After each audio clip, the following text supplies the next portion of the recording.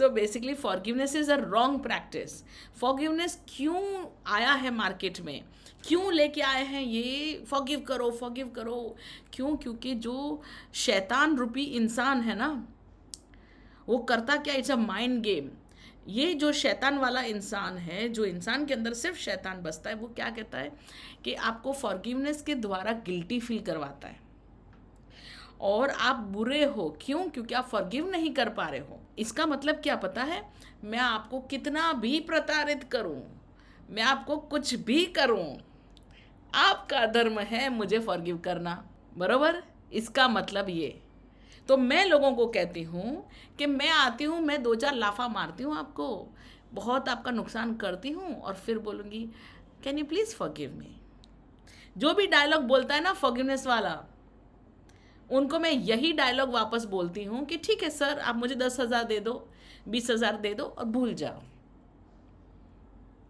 वहाँ पे उनका फॉरगिवनेस निकल जाएगा, है ना. तो ये चीटर लोग हैं, शैतान जो हैं, वो ही आपको फॉरगिवनेस फॉरगिवनेस फॉरगिवनेस सिखाते हैं, आपको गिल्टी फील करवाते हैं, क्योंकि इससे उनका ही फ़ायदा होता है. क्या? वो कभी भी कुछ भी आपके साथ कर ले और फिर ऐसा मुंह करके बोले प्लीज़ मुझे फॉरगिव कर दो. और ये फॉरगिवनेस इतना बड़ा प्लान है इनका. पूरे संसार में अच्छे लोगों को ही फॉरगिवनेस का प्रॉब्लम आता है. मतलब अच्छे लोगों को ही सबको फॉरगिव करना होता है.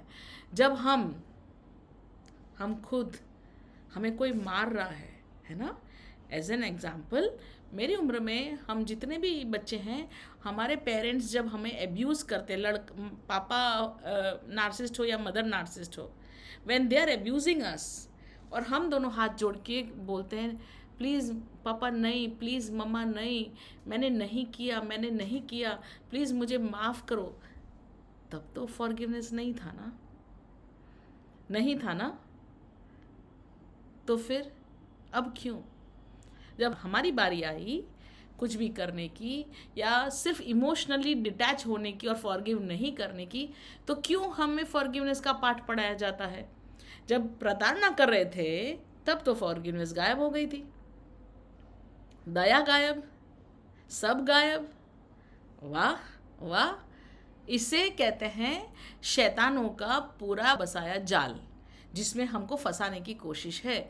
मैं आपको सिर्फ वहाँ से उभारने की बात कर रही हूँ कि forgiveness practice is the wrong practice. It is the same thing, same गुनाह, same crime that your parents did when you told them that this person is abusing me, that person sexually abused me, and they said we cannot do anything. Why? They did not take a stand. So when they did not take a stand, you are still in pain, right? that बरोबर abuse हुआ, मेरा sexual assault हुआ, पर मैंने जब अपने parents को बोला तो उन्होंने इससे भी बड़ा assault कर दिया. They did not take a stand for you. So now is the time for you to take a stand for yourself. If your heart and mind says, no, I'm not ready to forgive, it is not needed to forgive. And what is the solution? Solution क्या हुआ इस चीज का? No need to forgive. The moment you take a stand कि okay, I am not going to forgive, खत्म. Automatically दिल में हाश हो जाएगा. And then there will be no loops. There'll be no loops. You understand? कि नहीं, I need to forgive. No, you don't need to forgive. That's what I'm trying to tell you. No need to forgive. Just detach yourself.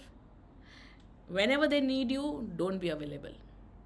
Even when they are your parents, just tell them that when I needed you, you all never respected me. Why would you want me to respect you? है ना. सीखने दो उनको भी पाठ. हम थोड़ी ना हम ही बच्चे सीखे पाठ. पेरेंट्स को भी सीखना चाहिए, है ना.